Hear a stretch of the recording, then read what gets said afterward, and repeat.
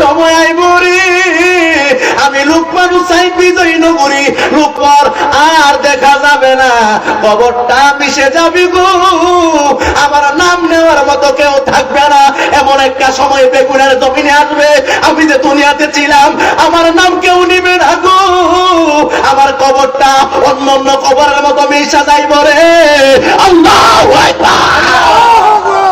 কিসের অহংকার, কিসের বড়াই, কিসের যৌবন, কিসের বাহাদুরি, আজকে আছি কালকে নাই, হাইরে কেন বাহাদুরি করো ও যুবক ভাই, ও মুরব্বী বাবা, দাড়িটা পাইকা গেছে, কালো দাড়িটা পাইকা গেছে, আমার মতো কালো ছিল, এই দাড়িটা কালো দাড়িটা পাইকা গেল, কোন দিক দিয়ে পাইকা গেল বলতেই পারে না, আমার মতো চামড়াটা টান টান ছিল, এই চামড়াটা আজকে নরম হয়ে গেছে, কোন দিক দিয়ে হয়েছে বলতেই পারে না। আমি বললাম বয়স কত, বয়স 40 বছর, কোন দিকটা হইল গো বলতে পারে না। ও আমার বেগুনার বাবারি, নামাজটা ছাইরো না রে বাবা, ও বাবা, কবরে রাখা মাত্র যখন জাহান্নামী ফেরেশতারা রে যখন তোমার আযাব দেওয়ার জন্য কবরের ভিতরে ঢুইকা যাইব গো, একদিক দা সাপ আসবে, কেমন সাপ, আল্লাহ, আরো দুইবার বলেন আল্লাহ,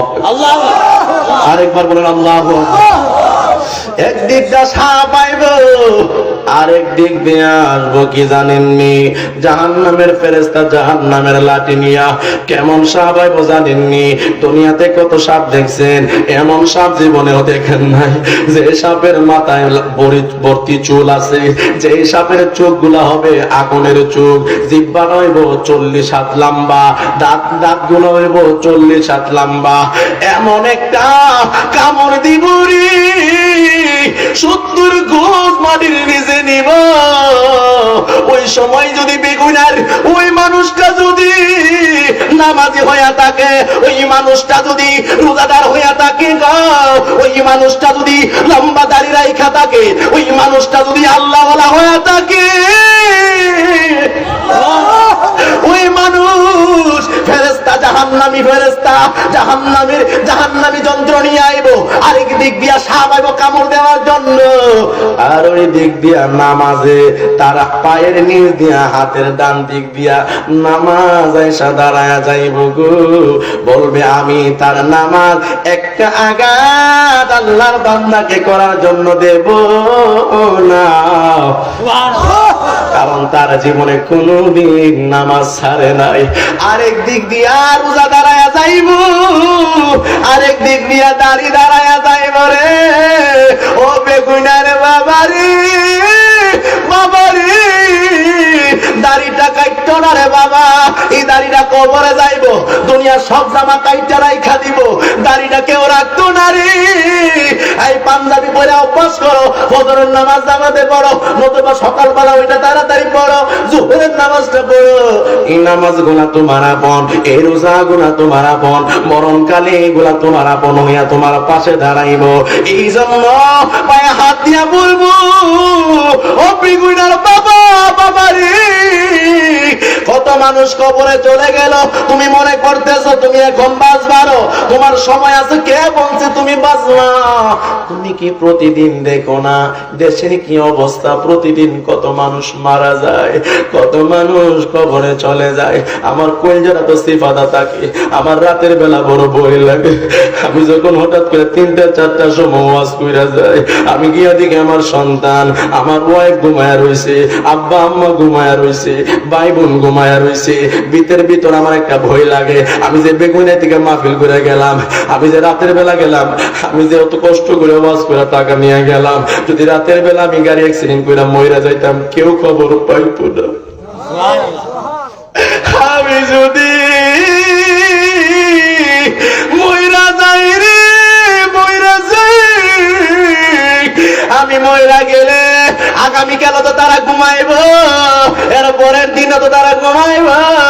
এরা তো একদিনও না খায়া থাকতো না। আমার লাইগা কোনো কিছু আদব নাই, আমি মনে করতেছি আমার লাইগা সংসার চলে, আমার লাইগা ব্যবসা চলে, আমার জন্য গাড়ি চলি রে। না না না, এটা ভুল কথা, ভুল কথা। তুমি মহিলা দেখো কোন কাজটা তোমার জন্য আটকায়া থাকে, হাত ধরে বলো ঠিক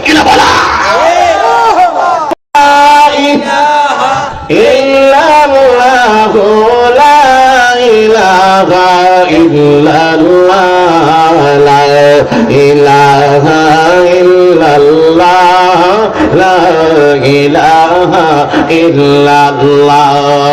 দুই নয়নে দেখিলে যারে বাবা দুই লোক রে জীবনের গুনাহ মুছে যায় লা ইলাহা ইল্লাল্লাহ লা ইলাহা ইল্লাল্লাহ লা ইলাহা ইল্লাল্লাহ লা ইলাহা ইল্লাল্লাহ লা ইলাহা ইল্লাল্লাহ লা ইলাহা ইল্লাল্লাহ লা ইলাহা ইল্লাল্লাহ এই জীবনের সকল গুনাহ মাফ করে দেন আপনি আল্লাহ এই জীবনের সকল গুনাহ মাফ করে দেন আপনি আল্লাহ লা ইলাহা ইল্লাল্লাহ দেখলা লা ইলাহা ইল্লাল্লাহ হাসবি রাব্বি জাল্লাল্লাহ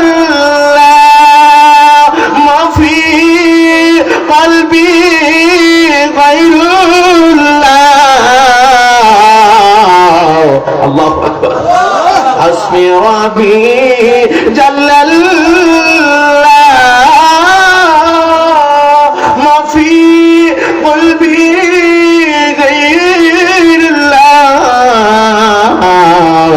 বলো নূর মুহাম্মদ সাল্লাল্লাহু বলো লা